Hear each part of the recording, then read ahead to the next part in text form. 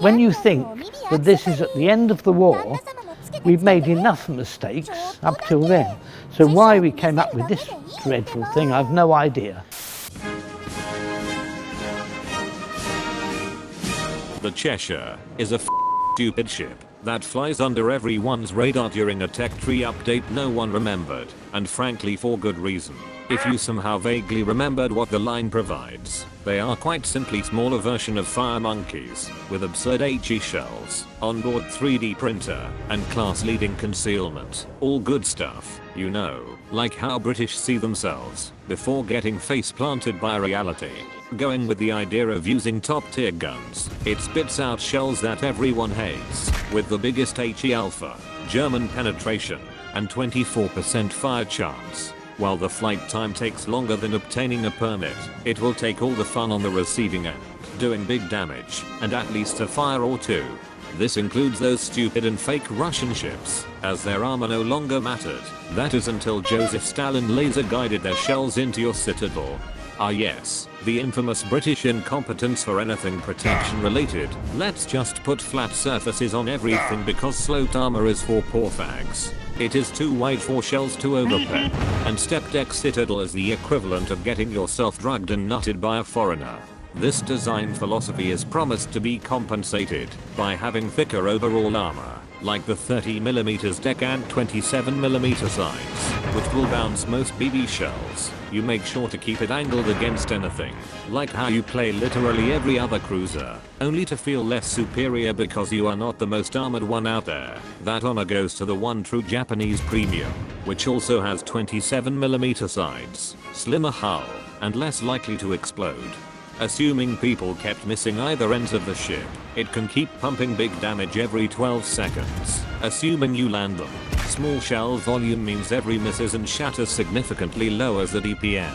You know this ship could do with another turret, that would be just right. I wonder where the materials to make those went to the ass plating, which is there to protect the rudder, but in typical British fashion it does absolutely jack shit against pretty much anything.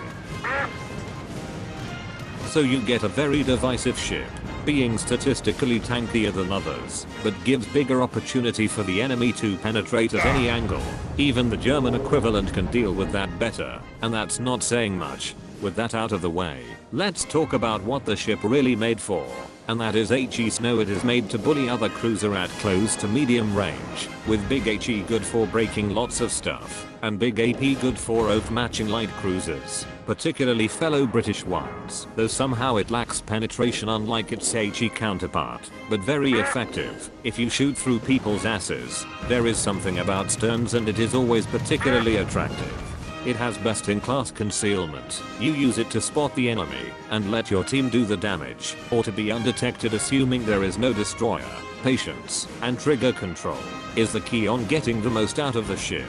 You can start firing if there is only one ship at your angled broadside, holding your fire until said opportunity comes, unless you want early game adrenaline rush. It doesn't have the DPM necessary to kill anything quickly. It needs a drawn out fight, and your target should be BB that overextends. With enough finesse in dodging, you can maintain HP well until the second half of the game. Assuming the Americans didn't knock your doorstep, or getting noticed by anything German.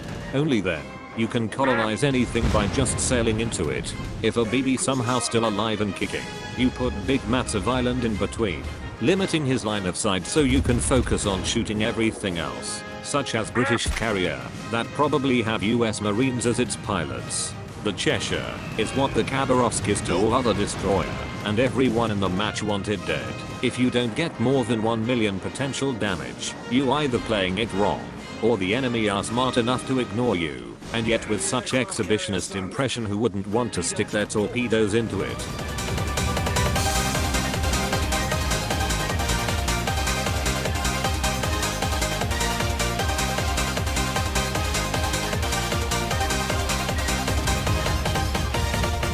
This is how you tame your pussy. You take preventative maintenance, adrenaline rush, superintendent, and concealment expert. Then you take demolition expert, expert loader, jack of all trades and high alert. For the upgrades you get main battery 1, engine room protection, aiming system, rudder shift, and concealment, and then mount whatever flags you want. The Cheshire is a cash grab version of a tech tree no one remembered. Playing it is like walking on a tightrope while your best friend wishes you to fall. You are nothing but comedy at that point. Having a good heal does not matter when your hull is like London on nighttime raid, with no option to disengage or even gain intel, and a frustrating set of guns that are borderline useless for doing meaningful damage.